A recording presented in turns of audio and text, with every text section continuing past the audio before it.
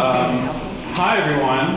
I'm Julian. If you don't know me, I'm Julian Fleisher. I'm the author of The Drag Queens of New York. And I don't know if you're here for this, but if you're here, welcome. Because we're planning to have me spend the next, I don't know, half hour maybe, just talking through the exhibit. If you're interested, I can tell you a little bit about what we're trying to do here, and you can ask questions, whatever. How's that sound? Perfect. Good, yes. Good. Please don't be shy, don't act all weird. I thought a little bit about what I might say today. This is the only time we've done this. So if I miss something, or if you have questions or thoughts, please just shout them out. I prefer a real conversation to me just lecturing. Waters, ladies and gentlemen, now we are in the presence of true legend. Thank you for coming. Speak off the cuff, or are you going to use the microphone? I think I'm just going to, can you hear me? Yeah. Aldo, you want me to talk louder so it's more like a lecture? Okay. Anyway, thank you for coming, and thank you to Aldo Hernandez, this gentleman who just told me to speak up. He is the curator, along with me and our friend Kevin Maloney, of this exhibit, which is, come on in, come on in. Oh, you're here, we're just starting, come on in. So this exhibit was unplanned by me until January, when our friends hooked us up, and the folks here at Howl thought it would be fun to celebrate the 30th anniversary of this book I wrote by putting it on the walls here at Howl Archive and Howl Arts, which is, as you probably know, a gallery and an archive really devoted to capturing the spirit of downtown New York over the decades. So don't let this be the only show you come to or the only archive you visit, because it's really a special place that does beautiful work. So I'm just going to walk us around the room. If I miss something, you have a question, just please shout it out. Starting here with this beautiful sign, which is the title of the exhibit, DQNY30, and this is me.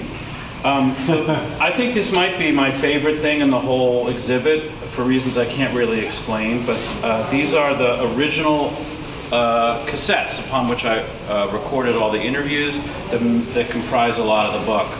And I think one theme I would ask you to think about as we look at this whole thing is, you know, the book came out almost 30 years ago, and I was writing it more, before that, so it's largely an analog exercise. And I think what's been the coolest thing for me about this is, going through my box, which was in a basement upstate full of mildew and mouse poop, is how different it was to work on a project like this back then. It wasn't even that long ago, but there was really very, very little internet. There were no cell phones. There were no text threads. There was no message boards. You had to do all the work in an analog way, and that was different. It's not better or worse, but different. I think it is more charming, let's just say that. And I just want to tell you all, if you have anything in your house, a tchotchke, a bobby pin, a piece of Drek, if you want it to appear magical, put it under glass. Because the minute you do this, it suddenly takes on this kind of magical aura. So these are the actual audio tapes, which Aldo spent a lot of time digitizing, and you can listen to on the computer in the other room. And it is some of me. I'm the interlocutor, but it's really all these extraordinary figures from the early 90s talking about their work. And you'll also get to hear what it sounded like at Cafe Jaffa back in 1995, because or except in the case of Deandra, who made me take her to like 21. She was the smart one. She was like, I'm not doing this interview unless it's like a 5-star meal. So take a look at these. I think they're beautiful. There's just something magical about looking at them, and you can see, like, there's Bell Hooks, who was my professor in college under the name Gloria Watkins, and that's how I got a hold of her. She taught me Black Women and Their Fictions in and so this is fun. Okay, that's that. Behind me, any questions so far? I'm carrying one of the few copies of the book that there is because it's super out of print, but in the back of it, I whipped up this thing kind of sort of at the last moment, and this is it in large format. It's both a map that goes from 7th Avenue to 1st Avenue, and a timeline and a family tree. So it's like 3 thoughts at once that are designed to kind of spell out what the world of drag was in the 90s as I saw it. And I want you to know that this was like the rough draft. I did this on an early version of Illustrator on my computer. And I sent it to my publisher, Riverhead. You can blame them. To have an artist reproduce it beautifully. But if any of you have ever worked with a publisher, you won't be surprised to discover that they didn't do that. They just printed this with all of its errors and its typos and its problems. So this is what I could pull off at the time. But now looking at it this big, it's kind of cool. And I welcome you. Hi, come on in. I welcome you to spend some time with it. I guarantee that this, like the whole book, is full of errors, and I know that, and I'm here to account for that. But over here on this board, we have a Who Do We Miss board, so grab a pen and write in names if I got it wrong, or left someone out, or spelled it wrong, whatever. But this is fun, and I never really thought how much I liked it until I saw it this big. So I want to thank Doug Bressler, who is in charge of putting this all together, for printing this out this way. Yes, can we move on? Right here behind Ethan is my attempt to explain all of this. Believe me, I know how long it is, but believe me, it was longer. Much, much longer, but basically I get the same questions all the time, so I try to answer them all. Like, why did I do this? How did I do this? Does it mean anything? That's basically what this is for. So I know it probably takes 5 to 6 minutes to read, but I am proud of this. So if you want to read that, I'll answer some of your questions. And then we'll start with these fabulous portraits. How am I doing, okay? Great. I'm very thin-skinned. I need encouragement. I need all that. So don't be afraid. Cut that out. We didn't, cameras were really cameras back then, and I turned to a woman to whom I was introduced named Brooke Williams to take the pictures. I didn't have a photographer in my life, and while I like taking pictures, I didn't think it was going to be up, I wasn't going to be up to the task. So some dear friends, Nick and Mackie, introduced me to a woman named Brooke Williams, who was a photographer at the time and now is sort of a woman about town. She's she's a political activist and an artist and a musician, one of my favorite people in the world. And we set these photos up so that they would work in this fashion, so that we'd be able to wrap the text around the bodies. As I'll go into later, the frame for this book was a field guide. I thought it would be great to make it feel like you were birding, that you were in a strange land and you didn't understand the flora or the fauna, so you would look up, that's a Charles Bush, and the plumage is sort of between glamour and clown. So I was really aping the look of a bird guide, and so I knew that I would need to have these figures on a white seamless background to make isolating them and silhouetting them more easy. And let me tell you, you can do this on your phone in 5 seconds now. Each one of these things took a week to isolate for printing. And my side gig at the time was Photoshop, so I did it all myself. You'll see in a couple of cases there's some schmutz on there, but that's because between the mildew and the mouse poop, not all the negatives turned up perfectly unscathed. It's been interesting having young people come to see the show because they don't really know from negatives, they don't know from film, they don't know from contact sheets, or the fact that we had like 32 shots. You might, but you'd be amazed how many questions I get, especially when you come around to the contact sheets, which are up all over the walls. So what can I say about these pictures? To my eye, they are stunning. I cannot get enough of them. Doug Bressler, who's in charge of this kind of thing here, went to great pains to have them scanned really high res and then enlarged again, and he maintains that we probably couldn't gain this clarity if we just did it optically, like on an enlarger, that this is a marriage of old and new technology, and it's part of why they look so beautiful. I would rip them all off the wall and take them home with me if I could. They are for sale, I'm told to tell you. So if you want to buy an edition, let them know here or scan this QR code. And underneath them all, we asked the queens to please take a minute to update us on their lives since the publication of the book. And it's not fair to ask someone to do that in 100 or 200 words, 30 years, but many of them did, and we're very grateful for that. And in the cases where they were unable to, or in the case of the 4 queens you see on large print on the walls there, they're not around anymore, so they couldn't. That's Sweetie, Patty Hathaway, Mona Foote, and Dolores. I have a special place in my heart for Mona because she was the first drag queen I saw in New York. And what a way to start, It's downhill from there.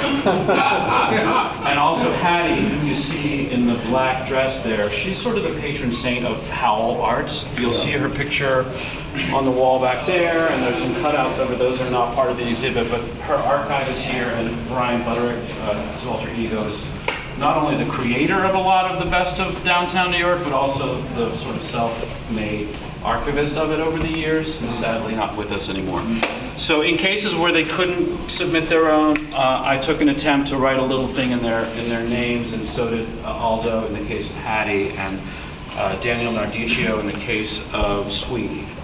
So I invite you to spend a lot of time looking at these. They just leap off the walls to me. Some of them are really remarkable.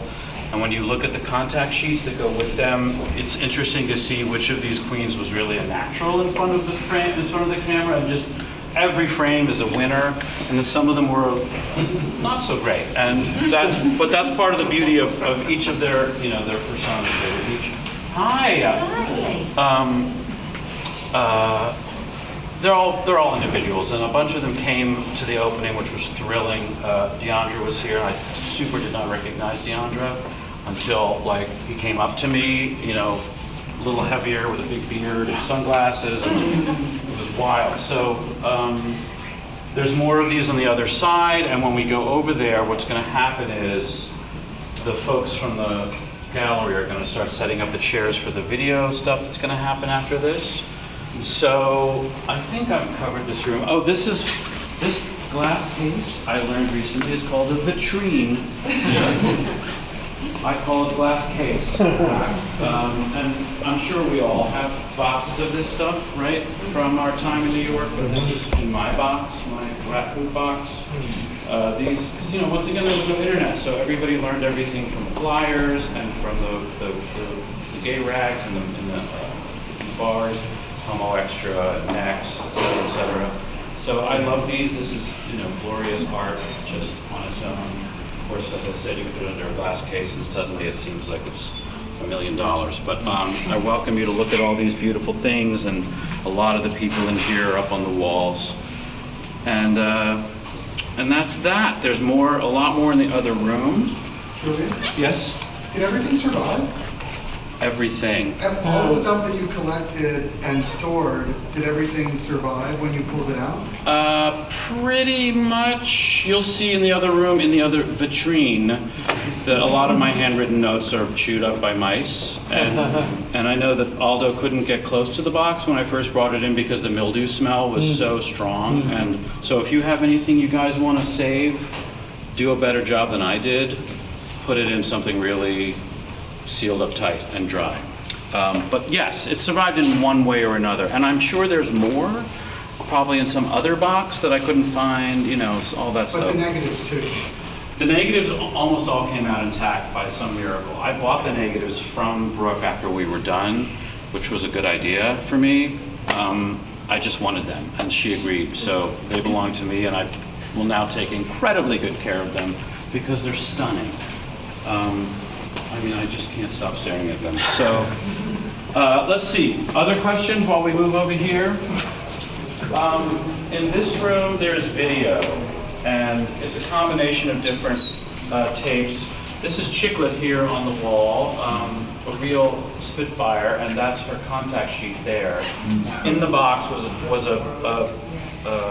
what's it called? VHS. Remember VHS tapes? Yeah. And it just said Chiclet. And so I handed it to Doug and was like, let's see. And he took it to the digital guy, and the digital guy sent back an email that said, FYI and SFW. So Chiclet had a show on public access, which does everybody know public access? Which is what we watched before YouTube. Exactly. And it was better. Yeah. She had a show called A Bitch Called Chiclet on public access, which was super entertaining and hilarious, and there's a lot of it here. But there are portions of that VHS. Oh, speaking of the devil, hello, gorgeous. John, ladies and gentlemen.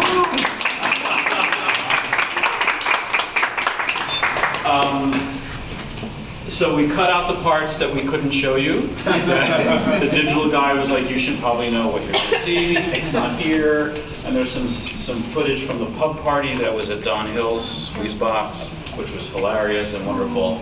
But it's mostly Chiclet. So there's a lot of good stuff to view in there. When you get a chance, take your time, and you'll see her contact sheet. And I think that's this room, right? Did I do it? How am I doing, Aldo? You're doing fine. Okay. Do you have notes? You always have notes. Yeah.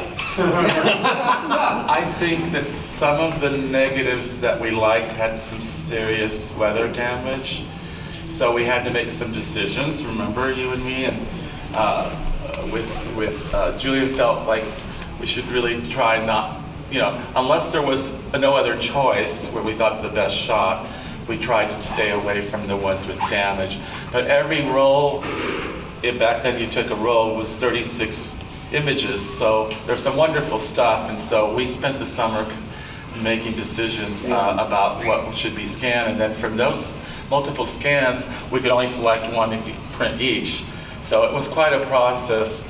In a few cases, it still remained the same images in the book, but for the most part, we ended up choosing alternate images, which I think was quite a feat. I think that was great. I think that, you'll see that these pictures in the book are usually not the same ones, because it was an opportunity to see new shots. That's right, yeah. And I think we all agree that sometimes the schmutz and the damage is cool. It's reality. Yeah. It's the truth of what time does, and that's cool. So, schmutz, dreck, all the stuff. The other thing I want to say is that for me, the audio interviews were amazing. I spent a lot of summer digitizing them, and they're available on the iMac in the other room throughout the run of the exhibition. In some cases, I spent time and I edited it down to anywhere from 5 to 40 minutes, but most of them run over an hour. And there's some great stuff on there. There's all the most of them were interviewed, and then there were about 10 luminaries, I call them, scholars and people like Sandra Bernhard and Fran Leibowitz and Quentin Crisp, etc. Oh, and Ruth Messenger, the Manhattan Borough President. No. Where's she? Oh, she's in the book, but maybe her tape isn't there. Oh, I don't see Ruth Messenger's tape. But, shit, that means it's probably missing. But I didn't know that you had an interview with her. But if you have the time or anything, there's headphones in the back, and then there's, obviously we have the full interviews on the computer and edited sections in the headphones there. And then there's also the round table. Yes, the round table tape, there's some of that on the headphones, but I wanted to say that Julian created these surveys, he called them a 9-page, 10-page survey, where they chose to answer or not answer questions of the day, and those are pretty priceless also. Yeah. I was going to get to all that when we come around. There you go. I have a plan. A question on the tape. It's a little rando, but I'm curious if you've encountered issues that we have with our archives, which is that a lot of times on video, like VHS, and then also on the audio tape, we would use the tape that was available. So we would have different subjects on either the flip side of the tape or different things within the content of the VHS. That happened only a little bit, where there was a couple of things like that. I think there was Camille Paglia or Lily Tomlin. There were a couple of other things out there, but for the most part, he kept it pretty good. Julian was a real expert at the interview. The main thing was the background noise in a lot of the cafes. There was drinking and carrying on, and sometimes the machine had to be turned on and off You a can few taste times. the Berber chicken sandwich. Yes. Yeah, and there were some spicy bits that I think, we moved, but if you do hear, you'll hear a lot of great stuff. So you didn't have the conflict of considering whatever was not related to these queens as like a different archival subject? You're saying that you were writing over a previous cassette. Not writing over, it's the tape, this is what's on the tapes and like on the cassettes and. Well, I'll let Julian answer to that. So when you There is have them interviews. in a vitrine, if there's other subject matter in it that's not this subject matter, Well, I would say that in this case, everything on those tapes pertains to It's this. pretty much the Yeah, same it's me subject. taking them to lunch and saying, "Tell me your story," Uh-huh. and then me, asking more questions. So it all found its way into this. Okay. I mean, I think if you listen to it, you might find relevant stuff or stuff relevant to other subjects I that see, you could yeah. use elsewhere. Sure. But for all intents and purposes, Yeah. this is like the dedicated subject. Absolutely, yeah. And it was pretty much one tape per queen. Or person I was interviewing. Yeah, that's interesting. I mean, unlike that VHS tape, which definitely had some stuff that did not pertain to me. Only because once it gets, the physical tape gets put into a vitrine for this particular archive, the things that are not, and I hear what you're saying, this is not an issue Yeah. of yours. It's something we're trying to figure out. You should listen to it. Julian stayed on track very fiercely. There was no...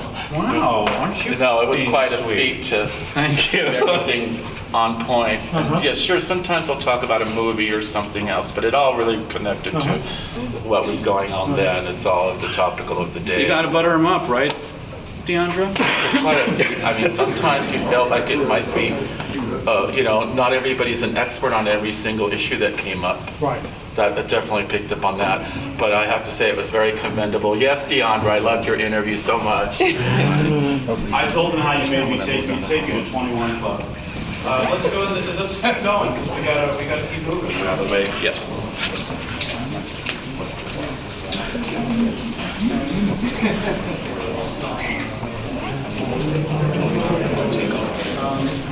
Right this way. Right this way. Don't. How's it going? How's it going? How's it going? Is it helpful? Is it boring? Plus, it's like picking up on memories of I saw a little bit of Pyramid Club over there, and there's a picture of Heather Lettuce reminded me of Pyramid. She wanted to borrow my Jean Paul Gaultier dress, and I was like, Oh, really? You Yes. said no? That's amazing. This stuff is not pertaining to the show. It's very you.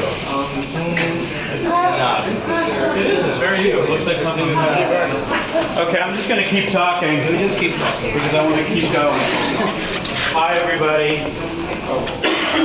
Welcome to the back room. Right. Welcome to the back room. Glory holes are right over there. So this is another vitrine. I think what this case is supposed to sort of represent is like the so-called thinking that I was doing behind the book. There's library slips from when you used to have to go to the library. This is the kind of stuff I really love most about this whole exhibit. It's like the old school analog shit you had to do to get the work done. These are just one of my notebooks, chewed up by mice, conversation with Augusto Machado, the legendary Augusto Machado who was here last week, and a whole bunch of stuff like that. All the books I was reading, including some important stuff by Wayne Custenbaum, which gave me permission to think freely, and of course Camille Paglia, whom I still adore to this day in spite of it all. And here's Bird by Bird, which is Anne Lamott's important book on how to write. And when I was really struggling, and I talk about this in that thing I asked you guys to read, I was reading books about how to write a book, and this was, at the time, it was brand new, Bird by Bird. It had just come out, and she tells a story in there about how her younger brother was writing a school report about birds, and he couldn't finish it, and he was panicking and melting down, and their father came into the room and said, "Buddy, just take it bird by bird." And I was like, oh, okay, I'll just write it queen by queen. And that's when I was like, oh, duh, it's a bird guide. I should make it into a field guide because that way you can break it down into the parts that it needs to be. So I'm very, very indebted to this book, and that's why it's here. And also here's snapshots from the publishing party at Don Hill's, including one of me and my mother being interviewed by some hot guy whose name I can't remember, but I got it, and his number. So my beautiful late mother is there with me, and I'm appearing in this vest in every interview I did for this book. So I love this thing. It's cute. It's got a lot of cool stuff in it. And then we've put some of the actual profiles from the book on the walls here so you can see how it would really look without a copy in your hand, as I have here. This may be one of the great photographs ever taken, and I say this not because I'm in it. In fact, it's really in spite of that fact. But Out magazine, which was pretty new at the time, and founded by my late friend Sarah Pettit, with whom I went to college, set up this great publicity shot that ran in Out magazine, and I'll show it to you in a second. And I don't know what to say about this other than it was taken by Josh Kessler, a really sweet dude who went all the way to his archive in New Jersey to find the original chrome. Because once again, this is not digital. And this day was one for the books.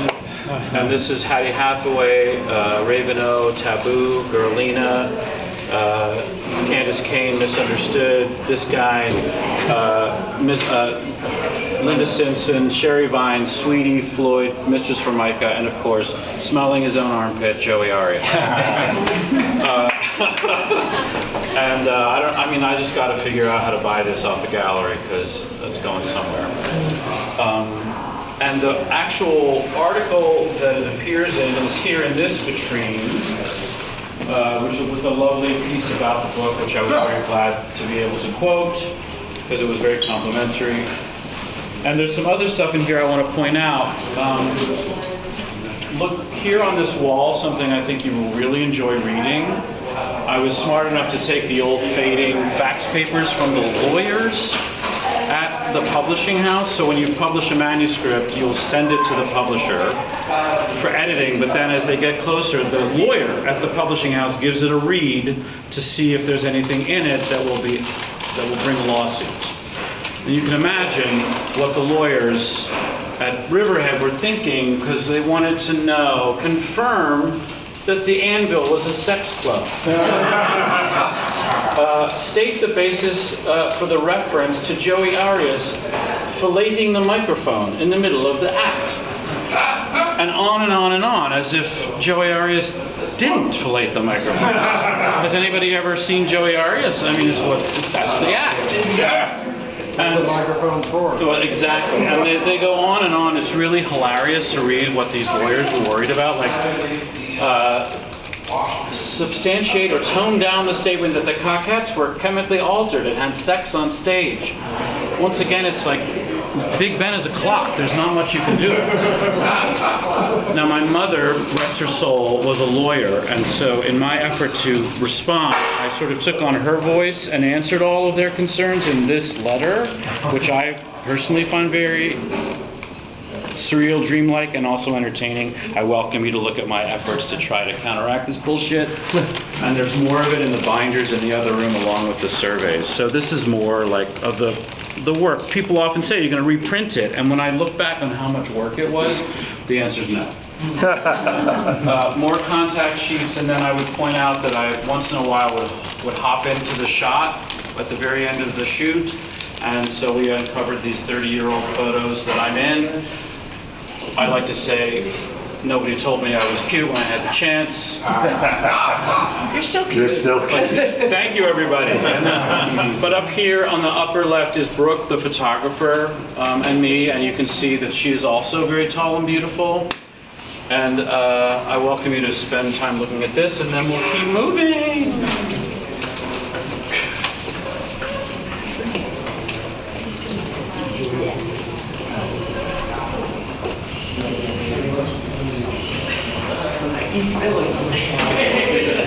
We're almost done. How am I doing?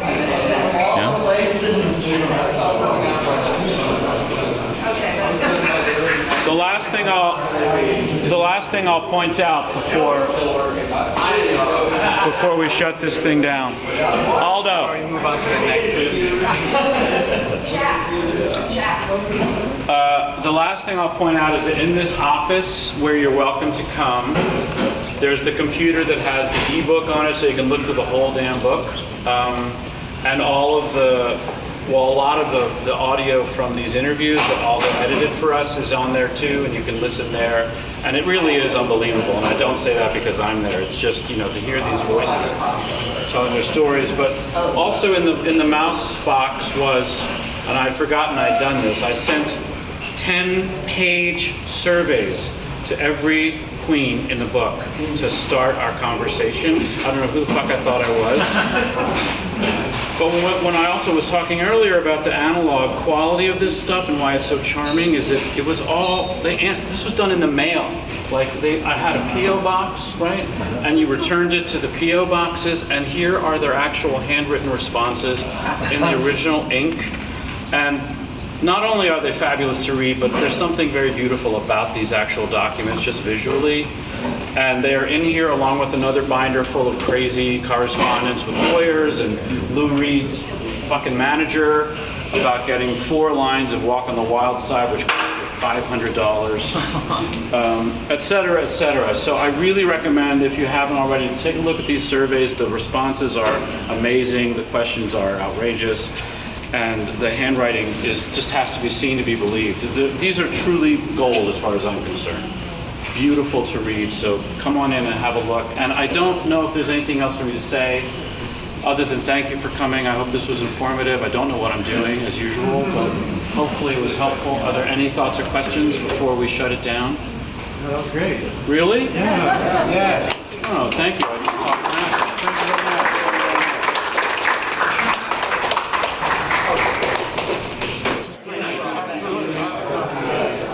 Hi, everybody. Hi, everybody. I'm so happy to see you. It's me again. You thought you were rid of me. Thanks again for coming. Oh my God, Mark, hi. I'm happy to see you. Did you come all the way down here for this? Fuck, that's cool. I love that. Thank God there was still some tequila under the sink. Thanks for coming once again. We're having such a great time during the 6 weeks that this show is up. I want to alert you to the fact that there are cards, like flyers, at the door. So take a few, we have plenty, and give them to your friends, invite them to come, check out these gorgeous photos and all the other stuff there is to enjoy here at DQNY30. I'm going to get out of the way and turn the stage over to our 2 presenters who have some terrific stuff to share with us in the audio-visual space. And some of it, I don't think any of it comes from my book, it comes from others. So let me turn the stage over to our first presenter, one Joe E. Jeffries, who describes himself as a drag nerd and is the dragologist for Guinness Book of World Records. I'll let you explain the rest. Joe E. Jeffries, please. I got one. Good afternoon, everybody. Thank you all for coming. Thank Aldo and Doug here at Howl for putting this exhibit together, for putting this afternoon together. And I'm just going to launch straight into this. I'm going to be talking today, doing a little short, fast talk called Snapshot, a fast picture of drag photo books. We are starting with, I've got a timer right here, 20 minutes. This is keeping me on track.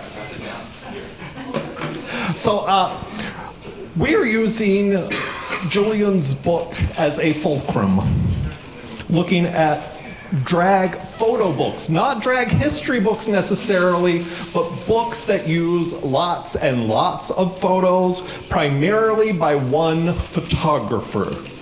Right? So kind of coffee table books, not necessarily textbook kind of books. And using this one as a fulcrum. This is an digitally illustrated talk. So right here is Julian's book, published in 1996 with all of these amazing photographs by Brooke Williams. And this field guide idea that Julian employs in this book is kind of become a standard practice for a lot of books that have come after. But I want to start with books that came before. Kind of the book that I say starts this whole kind of drag photo book phenomenon is this one by Carlton Winford, published in 1954, called Femme Mimics. This is the front of the book, as RuPaul says. This is the front, and this is the back, right?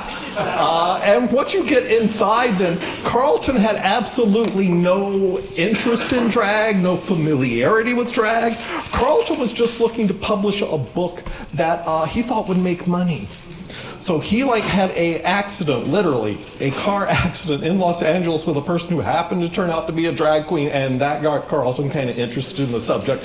He's like, yeah, that might be a book that can make me some money. So then he starts exploring the world of drag. So one of the things, this is Frances Renaud, who's a old-time fantastic drag performer.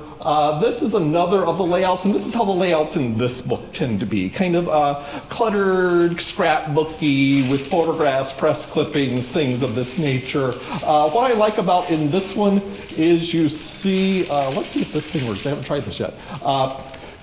Frances performed at Carnegie Hall, right? So Frances was serious. The next book that I want to bring into the picture today, oh, did I just turn it off? Maybe, I bet I just did when I did that. There we go, is Avery Willard's book, Female Impersonation, which is published in 1971. Avery Willard was a photographer here in New York, photographed a lot of Broadway, was also interested and deeply embedded in the drag scene here. People like Manette he made films with. People like Pudgy Roberts he made films with, 8mm films, right? But also was taking pictures of a lot of these folks. This is Adrian, who worked at the 82 Club doing a Salome Dance of the Seven Veils act. This is another of their acts. This is Stormy de la Ville, right? Avery got some great pictures of Stormy. And along with the, whoopsie, why did you do that? Along with the pictures, go back, along with the photographs, there is a brief little story biography of each performer that is featured. So that now then does bring us to the 90s with Julian's book. This, I should say, is a selective kind of group of books and ideas. This is not inclusive. This is not comprehensive. These are just some of the ones that I was pulling. In the vitrine that we saw on the sideline there is The Queens and there is The Drag Diary, which are two books that should honestly be in this cluster. But going through my 35 linear feet of drag books, those are just two that I happened to miss on my scan through the shelf. Hey Joe, can I also on the subject say Yes. When I originally pitched the book, it was The Dragons of New York, a comprehensive field guide. And then when I realized, given the time and the money I had, it would not come close to being comprehensive, I changed the name to Illustrated and thought I need to find a photographer. Good to know, thank you. And I wanted to ask you a question. So this is, like you showed us, how the book is kind of laid out with a cutout of the performer and some information about them. But the book is also kind of coded like old AMG Athletic Model Guild catalogs with little symbols that tell us if they're a top or bottom or what their preferences are. So could you tell us about the symbols at the bottoms of the... Once again, I was just trying to be like funny, but also serious at the same time. So if you've seen A Guide to Birds, you know they often have these little codes, like their habitat, their plumage, what have you. So, you know, like these, like MO. Like once again, the publisher was supposed to make this better, but they didn't. I could go into a whole thing about my publisher and my editor. It wasn't pretty, but this stands for modus operandi. So, and this stands for lip syncing. It's two mouths sort of together, and also, I guess, singing and writing. And habitat would be, I think that stands for club, like the thing with the microphone. Fuck if I remember. But then on the other page is like the plumage scale and so forth and so on. And also Yeah, the only chapter in here that I'm really proud of in terms of the prose is the one where I try to explain what lip syncing is, which I challenge you to try to do. So the coding is from the Bird books, because like I say, if anybody knows the history of gay male erotic pornography in the old AMG catalogs, they code with weird symbols also to tell us about the person, right? But this is the Bird book. Like, see, learn something new every day. Fantastic. This is Wigstock, which is published in '96, right about the same time as this. This book, I believe, was originally put out as a benefit for Housing Works, and there is a copy of it in the case there. Several kind of drag events generate several books. Wigstock is one of those events that, photographers get to, and it generates several books on its own. There are very few people, drag performers, who generate books of their own, but we'll get to some of those. But this is one of the Wigstock books. This is Bobby Miller's Wigstock book, published in 2008. We're now kind of jumping the timeline because I just want to talk about the cluster of books around this subject. Photo books, remember, these are photo books, not necessarily history textbooks. These are, coffee table, lots of big picture kind of books. Oh yes, this is one of the shots from inside of Bobby's book. This is so now we're going to another subject. This is 2016, so we're jumping from 2008 to 2016. Another drag subject area is the invasion, which has generated several photo books. This is Susan Kravitz's book. This is a photo from inside of it. This is Rose Levine, who is currently Guinness World Records oldest living, still performing drag queen at 93, I believe. Rose performed just last week at the Green Room here in New York City. So Rose is still out there and kicking, and Rose does a 2.5-hour live show, live singing. Rose, yep, tireless. This is another of the invasion books, Philip Gutman's. Most of the photographs in this one, this was published recently, 2024. Most photographs in this one are black and white, but here's a color example. This is Andrew Zaka's book on the invasion, published in 2025. That is Fifi Dubois on the cover. These are medium format photographs, and he tries to get the people kind of isolated, which is interesting because the invasion is such a huge, crowded event, but he manages to get the queens kind of isolated in space, which is an interesting, beautiful approach to the situation there. This is a book, now we're back right around the time of Julian's book, off of the kind of subject books, back onto our timeline. This is a book that I'd seen this book around, but really hadn't looked at it and studied it much. 97.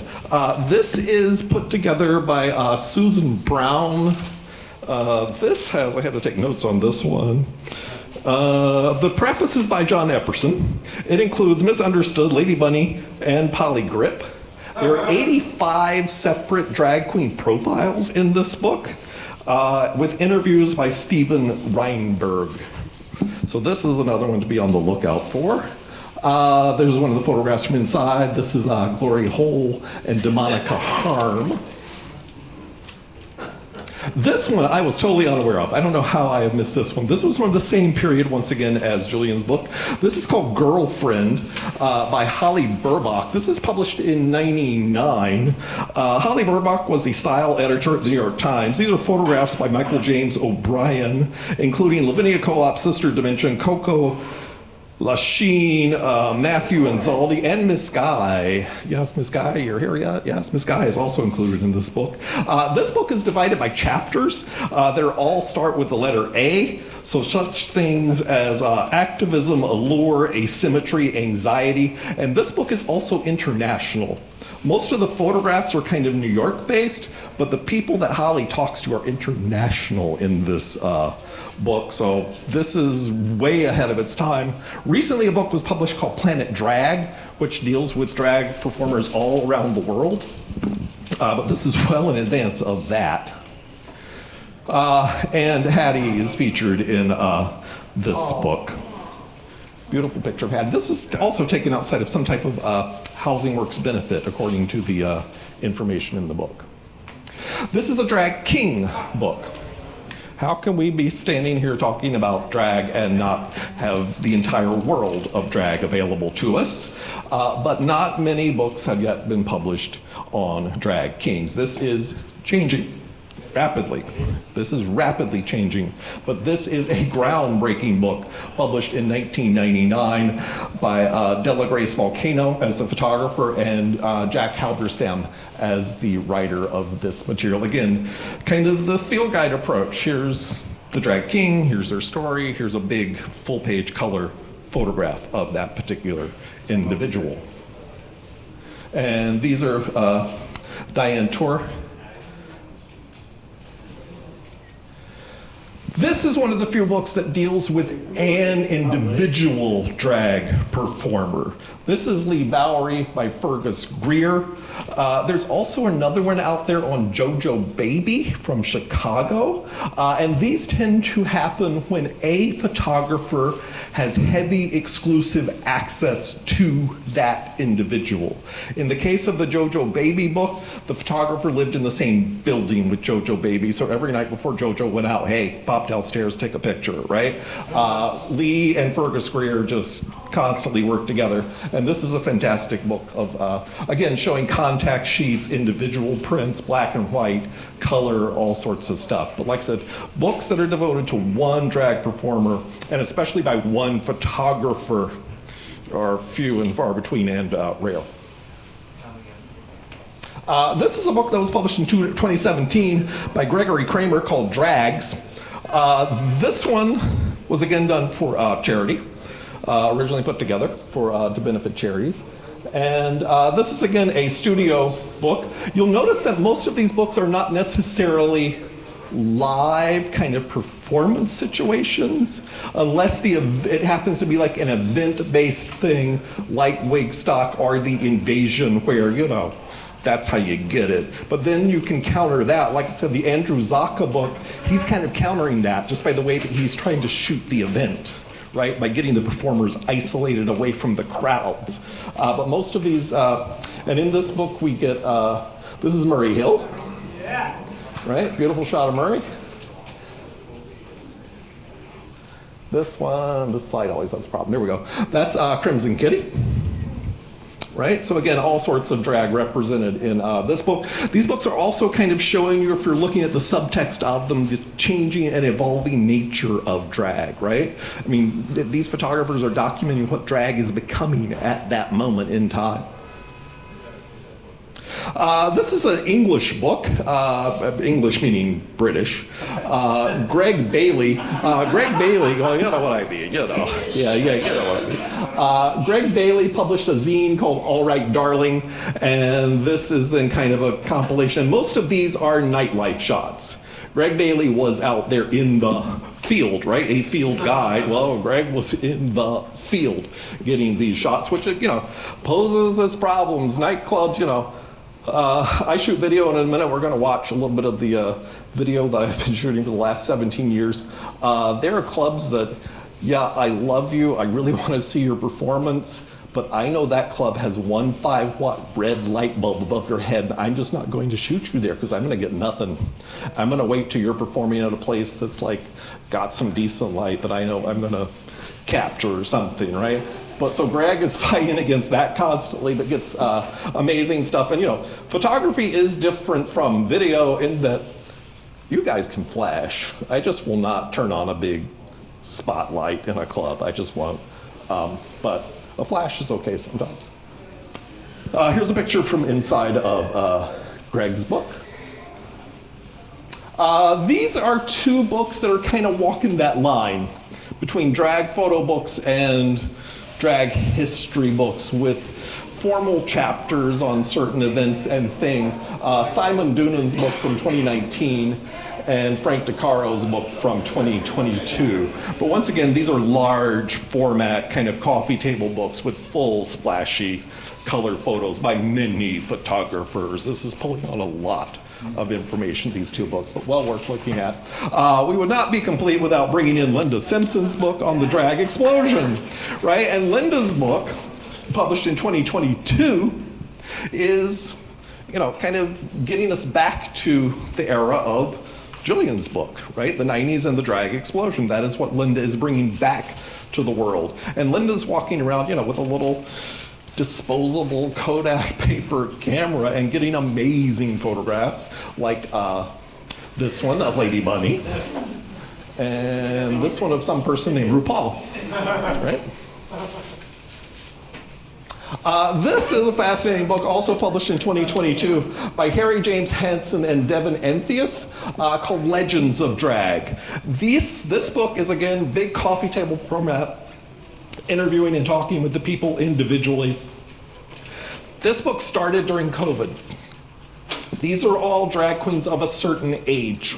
I believe they had to have been performing for at least 30 years to even be considered in this book.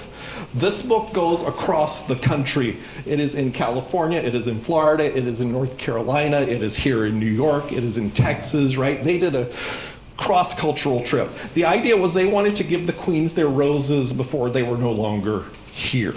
So Devin is a floral designer. Harry is the photographer. Devin would design flowers for the people, around the people. What are you wearing that day? Where are we going to be? And then Harry would take the shots. And all of these shots, because this project started during COVID, are done outside. Took all, and also considering these are queens of a certain age, we wanted to be very safe. And so everything is done outside at a distance. But the photos in here are beautiful. And this is Hot Chocolate, who they shot in Vegas. Once again, you see the floral arrangements that are going on in this. So I believe that is all of the books that I have for you. I just want to say my next project, because we think of drag as kind of it's a visual art form, right? But the next thing that I'm working on, whoops, forgot about this, I'm sorry. This is Marco Avando, who's published 3 volumes called The Dolls. Marco Avando is mainly following the RuPaul's Drag people, race people around the world on the Work the World tour, which if you've never seen the schedule for the Work the World tour, it's insane. Where they're going, how frequently they're performing. So Marco's got backstage access, onstage access, you name it. And this is just picture after picture after picture in these 3 volumes of that scene. But the thing, there's this one too. I forgot about this one that's just been published. 2023 called Queen. Once again, this is Aaron J. Young. Once again, these are studio shots taken inside. There's a couple of the studio shots. I forgot that these are still at the end here. Because look what's been published since 2022, right? See, there is a rash that has been published. A rash, that's a bad word. There is a flood, is that a better word? There's a flood of stuff that has been published since 2022. This is a fairly recent one, 2025, by Gustavo Lopez, who again, this is event-based. This is all based in the Drag March, which in one of the vitrines, there's an early invitation to the Drag March, which I absolutely love that little item in the vitrine. And this is Rollerina, right? Gustavo had no idea originally when they went to the Drag March the first time, so they took black and white film. And all of the shots in this book, even though this is 2025, are shot on film, 35 millimeter film. That's the medium they chose to work in, right? Next year, they were like, yeah, color. This is not working in black and white. Yeah. So they learned a lot. Yes. This is Noble Deeds by Ben Fink. I actually wrote the foreword to this book. I actually wrote the foreword to Jesus Loves Drag also. Noble Deeds deals with the imperial court system across the world. If you don't know the imperial court system, they've been around, 50-some years now, right? Yeah, they've been around, founded by Jose Sarria in San Francisco in the 60s. It is a charity drag ball event. Everybody has titles: kings, queens, princes, empresses, duchesses, lords, ladies, you name it, and they dress imperially, right? And these balls, taking place around the world, benefit charity. That is my 20 minutes and wrapping it up. See, I told you, I'm good, I'm on track. This is inside of Ben's book. What Ben does is he photographs the people at the ball as they're walking in their outfit against a white background. Then he works the photograph to put them into their fantasy. right? So he is hand painting, he is digitally manipulating, he's doing all sorts of stuff. But this is shot against a white background in the lobby, mainly of hotels where these balls are happening, right? Like I said, putting these people into fantasies that are appropriate to their costume, how he feels about them. This is kind of one of my favorite photographs from the book because, you know, it looks like she's in this space performing, right? Okay, so my next project is, like I said, we think of drag as a visual form, and it is, but I've been collecting albums, vinyl albums, where drag performers perform. He is a She, Lynn Carter. That record is from 1957. What translates just to audio? Some of these acts are patter acts. Ray Bourbon up there at the top, let me tell you about my operation. This guy's just funny. This guy can just, you know, he just goes, right? Some of these people are singing, you know, but what do we learn? And these were considered adult records, because some of the stuff is blue, you know? But yeah, this is what what can we learn from these drag acts? Just hearing them, not having a picture. So I've shown you stuff that is pictures. I'm now talking about stuff that is audio. Years ago, I was on a committee at PS 122, when it was still called PS 122, called the Ethel Eichelberger Award Committee. Yep, the Ethel Eichelberger Award Committee with Sally right over here. And one year there was just like a person or two on the committee who did not know, I mean, they knew who Ethel was, they'd seen pictures, but they weren't around in New York when Ethel was performing. I brought in some videotape one day and showed it, and, you know, just their eyes, you know, the scales fell. It's like, oh my God. And so, you know, because seeing people move and talk and do things is different than stills. And so now what I want to, and just hearing. And so I'm going to show you now just two quick video clips. These are literally 1 minute wonders, each of these clips. The first one deals with the invasion at Fire Island Pines, when the queens from Cherry Grove go over to the Pines on July the 4th to invade a tradition that's been going on out there for 50-some years at this point.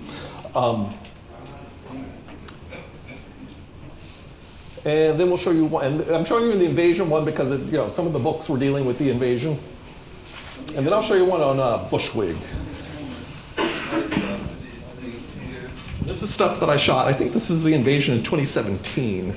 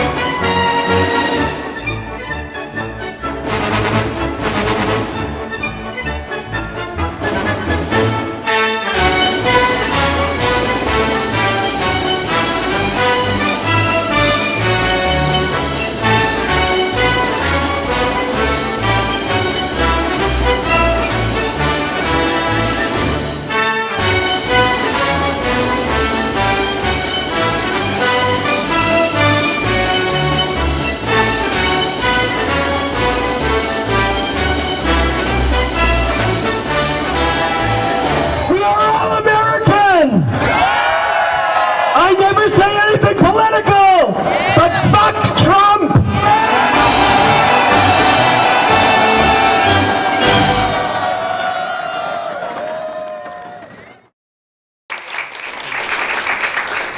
So that just gives you a different taste of the invasion from the photo books, like seeing it move and in color, and that's not even the natural sound, of course, right? Now I just want to show you a very quick video that deals with Bushwig, because we're looking at 90s drag. I just kind of want to bring it a little more into the present with Bushwig, a drag festival that's been happening in Brooklyn now for 15 years we're coming up on.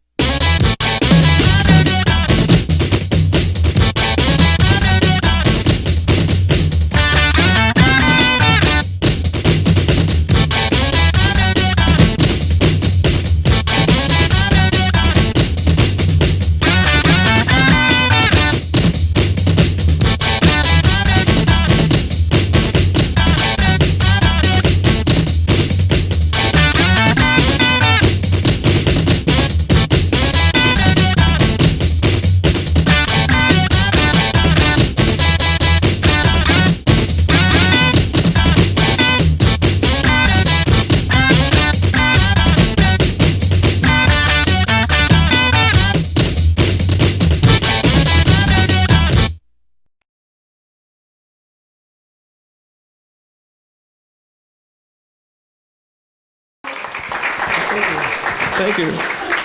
That was made for the 5th anniversary of Bushwick. Bushwick is now done at the Knockdown Center and has big video screen, projection screens behind it, so it's a very different aesthetic now than those first 5 years. But again, just gotta trying to get us thinking, what is drag now versus what is drag in the 90s, and where has it moved and shifted and become.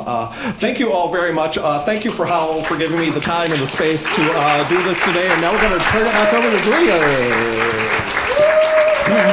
Come on, Joe. Come here, take a bow to Joey Jeffries. Yes. That was great.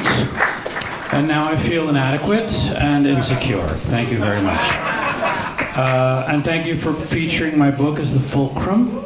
Although I would like to point out, because I'm feeling defensive now, that this is almost a 200-page book, and the first half of it is not photos.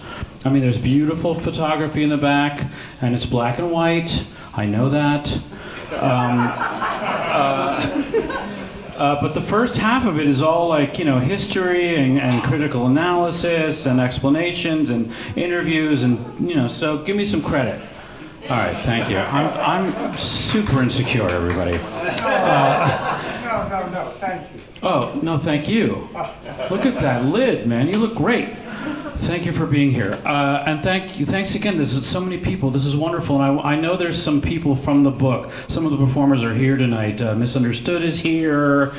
And Deandra is or was here. Oh, yes. Hi, beautiful. And our second and last presenter of the evening is also featured in the book. And her photo is right there in the middle of the wall. I assure you that it was a result of alphabetical serendipity.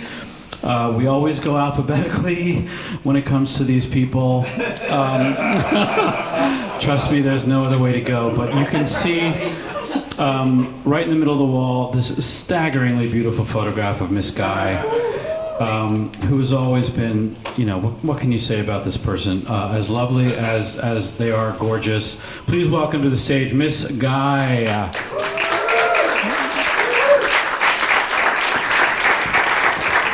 Keep clapping while she makes her way upstage. There you go. It's like TV. Thank you. I didn't know I was coming up here right now. Oh, were you not ready? No, I'm ready. Oh, come on up. Oh, okay. You're on, babe. It's you now. Yeah. Thank you so much for coming.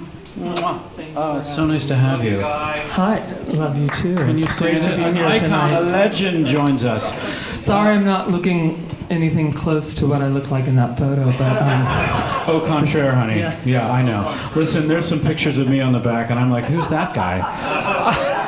I know. It's weird. We all 30 look so years. young. 30 years. 30 years, Does it's think crazy. you're absolutely beautiful as ever. You're sweet. Is there something I can do for you, or do you want to just take over? Well, I'm a little bit upset. When I came to see the show a couple of weeks ago, I walked in and I was like, wow, they really put my photo in such a great spot. And you just said it's alphabetical. I didn't know that. Fair. I love that. Okay, sorry. I should have said that before you got Well, here. and when I was here, Perfidia was here and Misunderstood. Oh, look at you. You got such a good spot. Because right when you walk in, you see me. Yeah. Well, yeah, it starts with Afro. But that makes me feel better that it's actually alphabetical. Yeah, Because I you're- felt a little bit shy that I was like front and center like that. Well, I mean, it's also, look at that picture. It's gorgeous, It I is have to say. gorgeous. You're gorgeous. The photo's gorgeous. Shall I leave you to Sure. introduce what you're going to do? Yeah, sure. Okay, thank you so much. Julian. This guy. I don't remember much of that photo shoot. I remember more of like talking to you and doing the interview. Well, it's all on tape, so if you want to I listen to know. us, you talk a lot of, well, anyway. But I do know that the shoot was in the day. I had to show up during the day, and I just left my apartment one day like that. In those heels, which are very high. I gave those boots to Sherry Vine. I gave that jacket, which was a 1930s vintage, teeny tiny little thing falling apart. If you look closely, you can see like sequins dangling. I gave that to Amanda Lepore. And the wig, I don't know, I maybe gave it to Theo from the Lunatics and threw it away. And the G-string I just recently came across when I was going through. Theo, how dare you walk in late? Oh, yay. when I was going through costumes. But anyway, I just have to say, being here tonight really makes me, realize how much I miss social distancing. Kidding. I'm not kidding, actually. I am. No, I'm not. But anyway, I just, I didn't know what to talk about. I mean, I was so excited when Julian asked me to be a part of this book, even though I didn't really identify as a drag queen.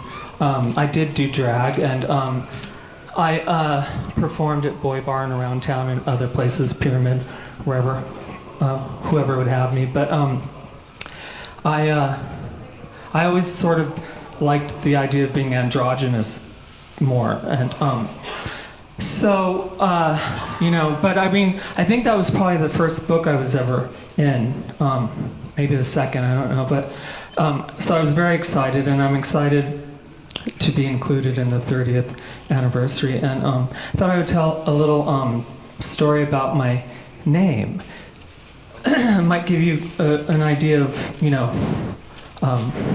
who I am and what I am and how I sort of came up with that look and the looks over the years that I've tried to pull off. And so way back when in the 1900s, when my mom was pregnant with me, the entire time she was pregnant with me, the doctor kept telling her she was going to have a girl. And she had already had 3 boys and 1 girl, so I was the next kid coming along.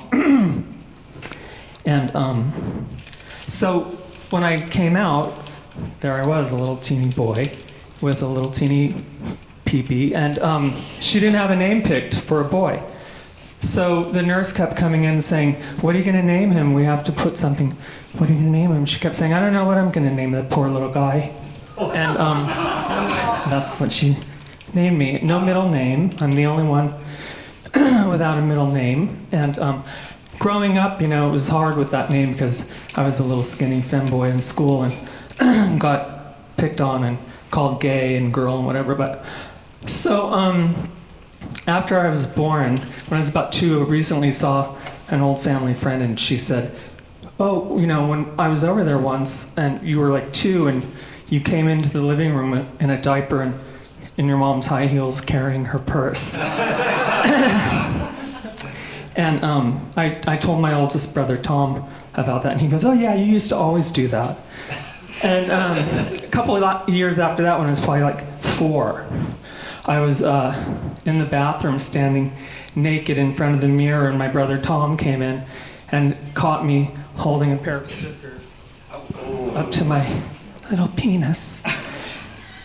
And I guess I was gonna cut it off, I don't know. I'm sure I would have stopped as soon as I felt the pinch of the scissors, but anyway, so that was that. And I grew up like any other gay kid, loving divas and rock stars that wore makeup and high heels, and got picked on and whatever and made fun of, but I always felt that I would sort of make that work for me somehow. And so when I came to New York right after high school, I sort of didn't have a plan, but I wanted to start a rock band. But I got into clubs and met a lot of nightlife celebrities, and sort of felt special because in those days in the 80s and 90s you could go out dressed up and people would treat you like a celebrity. It was very exciting. So anyway, when I got to New York, I went to Boy Bar. That was the first place I went to. I think it was a Thursday night, and we were watching the show, and it was very exciting. It was Connie Girl, Glamour Moore, and Shannon. Thank you. Did someone say Shannon? Yeah. Oh, thank you, Deandra. And I loved it. I had seen a drag show as a 16 or 17-year-old in LA at this club, but it was like lip syncs and just like traditional drag. But these queens were doing really sort of demented stuff. It was very exciting. And so my friend said, "I could see you up there," and I was like, "Oh, really?" And a couple months later, Matthew Caston came up to me and said, would you like to do a show here sometime? And I was like, sure. But I didn't really want to do a drag show, but I thought, oh, well, I want to get my foot on the stage. So I did it. And he said, but what are you going to call yourself? And I was like, Guy. And he was like, no, you need to come up with a drag name. So I thought, well, maybe I'll do drag for a little while, and until I find a band. And so I didn't want to be like Melinda or Susie, and down the road being 25 or 30 and someone screaming Melinda on the street. So I said, how about just Miss Guy?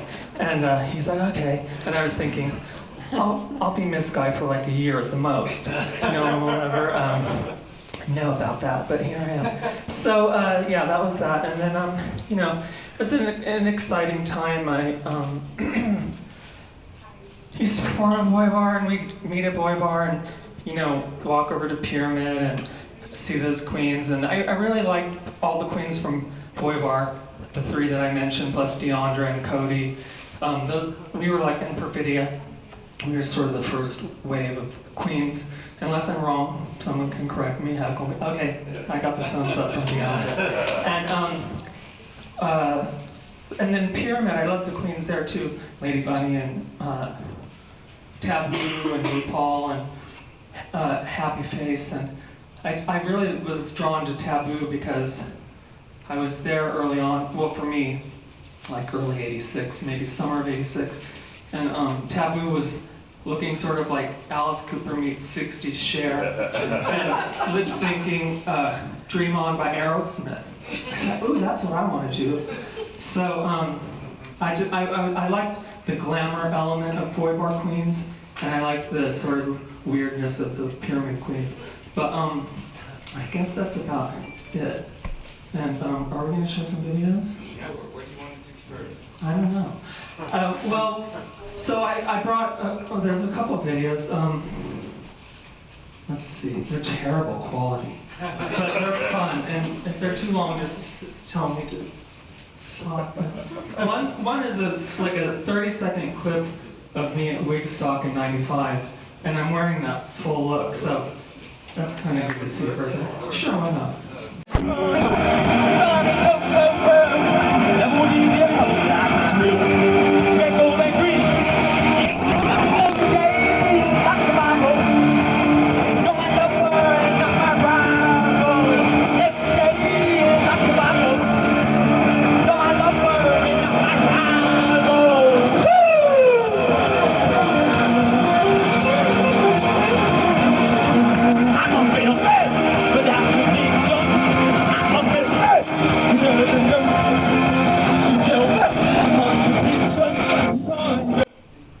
Skinny I was.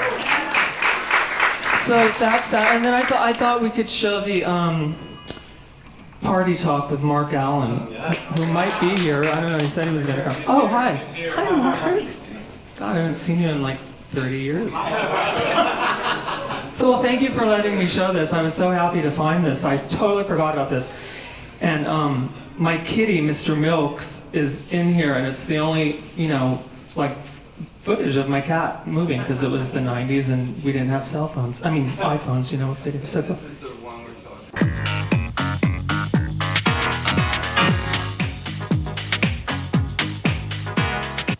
Gay music in the 90s. There seems to be 2 schools of thought. Barbra Streisand, dance music. Melissa Etheridge, dance music. Pet Shop Boys, dance music. But what about rock and roll? What about people that grew up listening to the Plasmatics, Blondie, and Sonic Youth?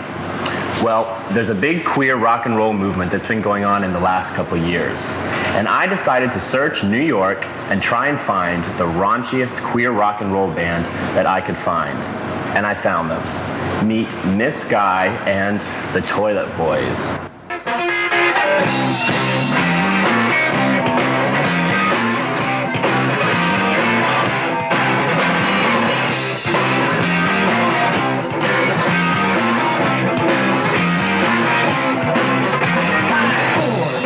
I'm Edward O'Dude, I'm the drummer. Paul rocks rhythm.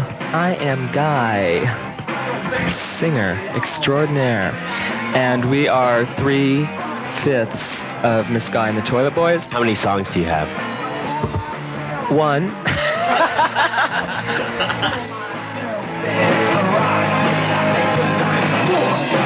Kiss, Black Sabbath, Blondie, Ramones, Iggy Pop, Sex Pistols, yeah, The Shags.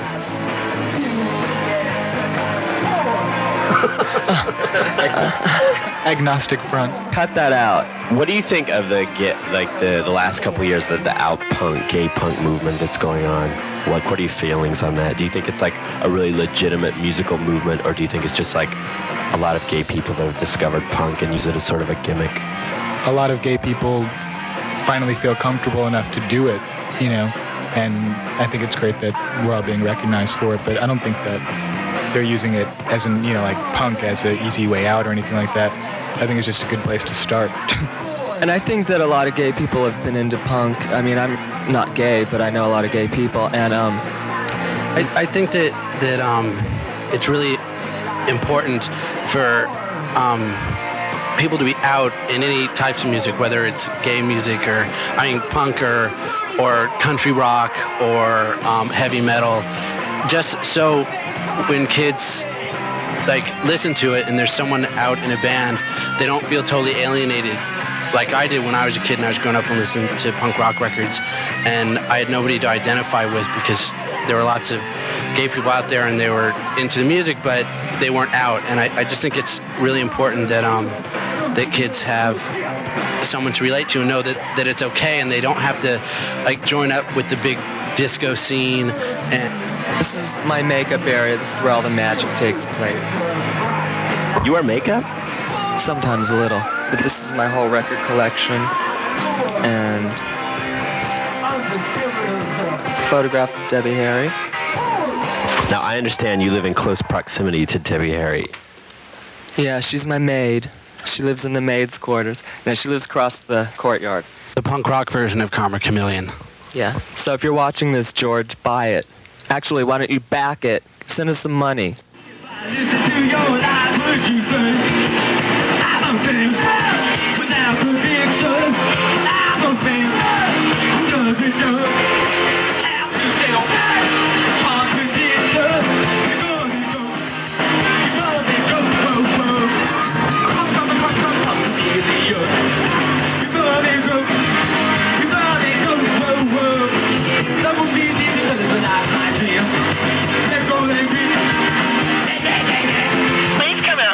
Help me just get away from Linda. I mean, her breath is so bad.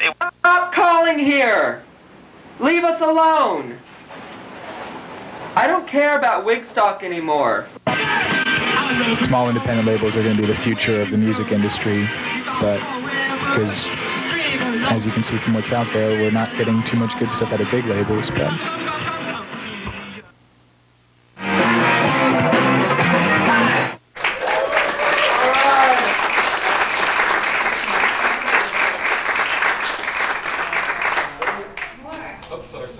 Oh, yeah, you can leave it on a little bit if it's not going to feedback like it was earlier, because I'm going to comment maybe.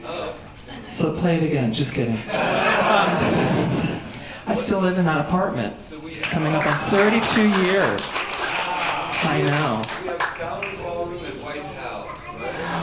Well, the only reason I thought we would show the Aza's Small White House is because Vaginal Cream Davis sings the theme song and it's very catchy.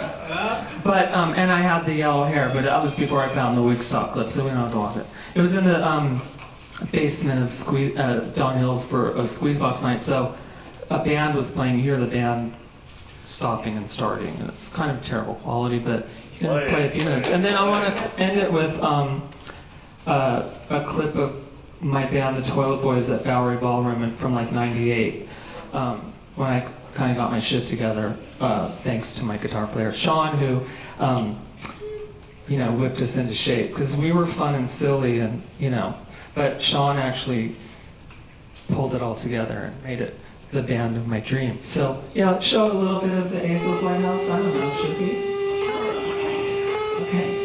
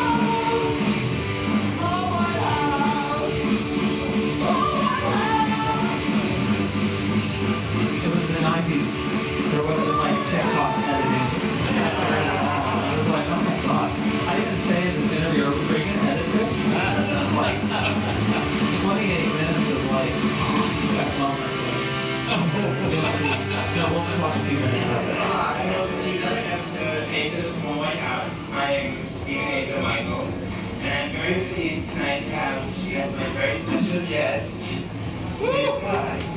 Stephen. Good, how are you? Alright. I just want you to know that you're my favorite. Loyal. Well, favorite what? Favorite everything, all around, just everything. Wish I could say this. So sassy.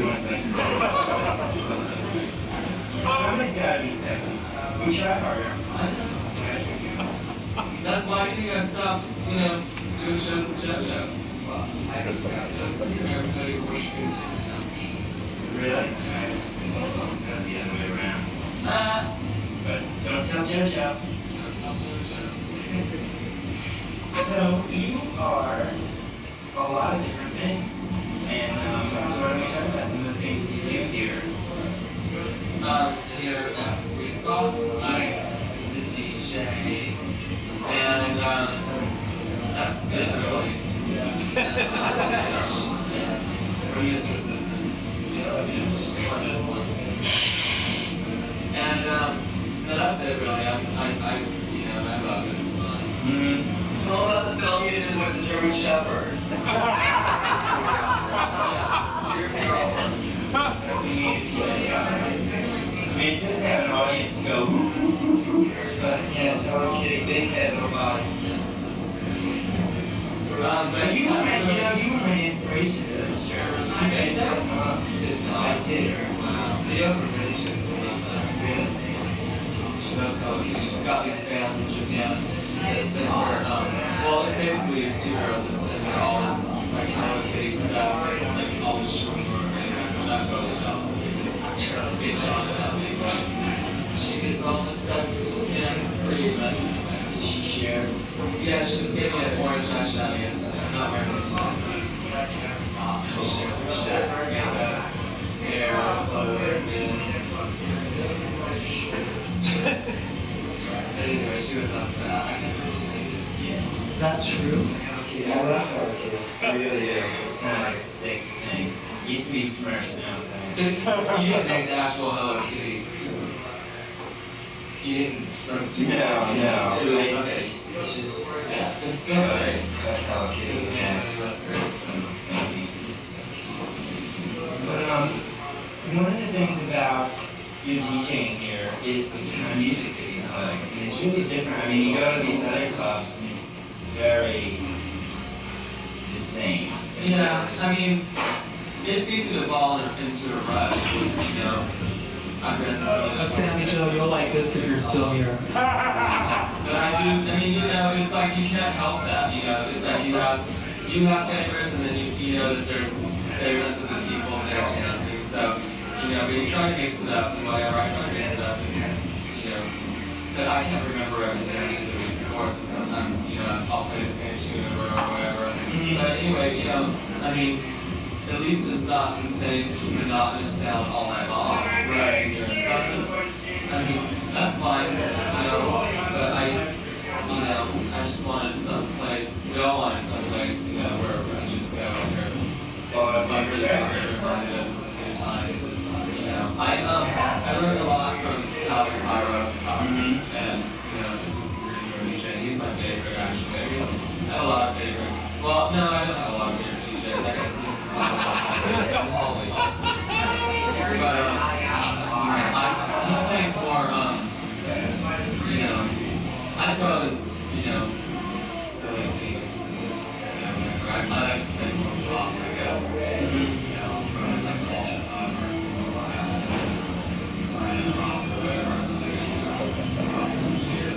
he's got this.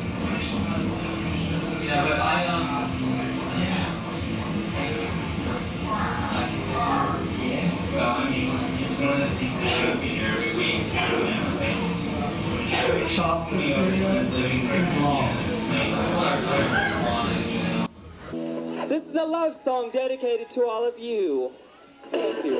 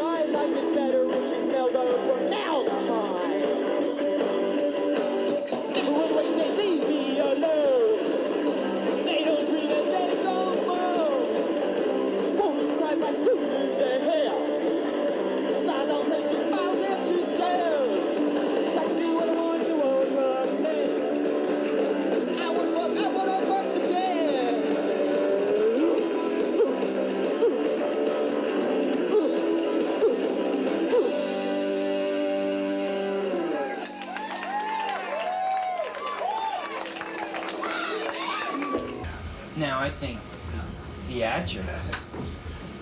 You know, your outfit on in the clip is amazing. The hands, Lulu the made that. Really? Tomorrow, yeah.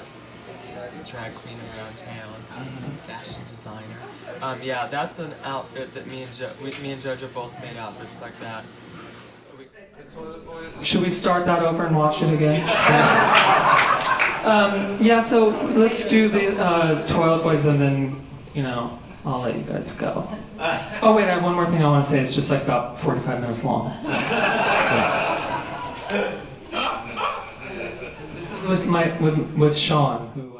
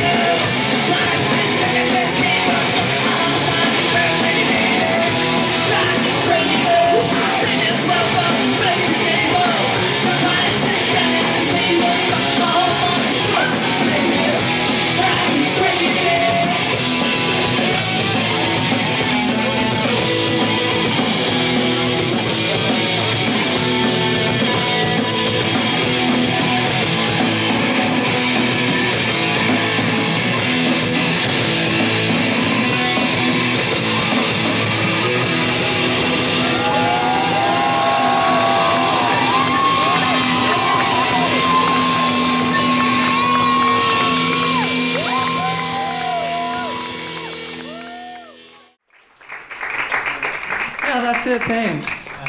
I felt so unprofessional after Joey Jeffries, who was like amazing. And I can't believe I'm in a book called Girlfriends. Have you seen it? Is it a good photo? I haven't seen it. I don't know. That's fun. Thanks, you guys. Thanks for listening to me. Miss Guy! Come on! Come on back. Thank you so much. I have to say, this whole thing has been so surreal and uncanny, but tonight watching you, it's the first time I got a little teary-eyed. you know, and I realized Because of my voice? or and no, and that thing you were wearing. Yeah. He said to me when we were watching that, good thing you didn't cut your dick off. That was a reference to something earlier, by the way, for those of you who just got here. Oh, yeah. Missed it. So, thank you, Miss Guy, thank you, Joe E. Jeffries, and thank you all for being here. You know, if I can say, I gave a little tour before this and was trying to explain my work. I don't know what the hell I'm doing. It's all a dream. But tonight I realized that the one thing I haven't said about working on this book all those years ago that I realized watching you was that really I was just a fan. And this book was a chance to talk about that. You know, ultimately all these beautiful people and the ones in the other room too were just people I adored and loved, and with the chance to hang out and talk and have you acknowledge my existence was really wonderful, and that's what this is a book of. It's a fan book. So thank you, Guy. Thank you, Deandra. Thank you, Misunderstood, and all the other folks who have joined us tonight. Thank you to Aldo Hernandez. Thank you to Doug Bressler. Thank you to Kevin Maloney in the back, my friend from Tweetgator, who also helped curate this and make it all happen, and to John and Ethan for setting this whole evening up. I'm Julian. Stick around. We're going to have a closing night, can I say, party? Disco tea weekend. The 29th of November, Saturday night, the night before this closes. What time? 4 to 6 and a little... 4 to 6-ish on Saturday the 29th. We're going to have a closing night event. So come back and join us. Take a flyer. Thank you very much.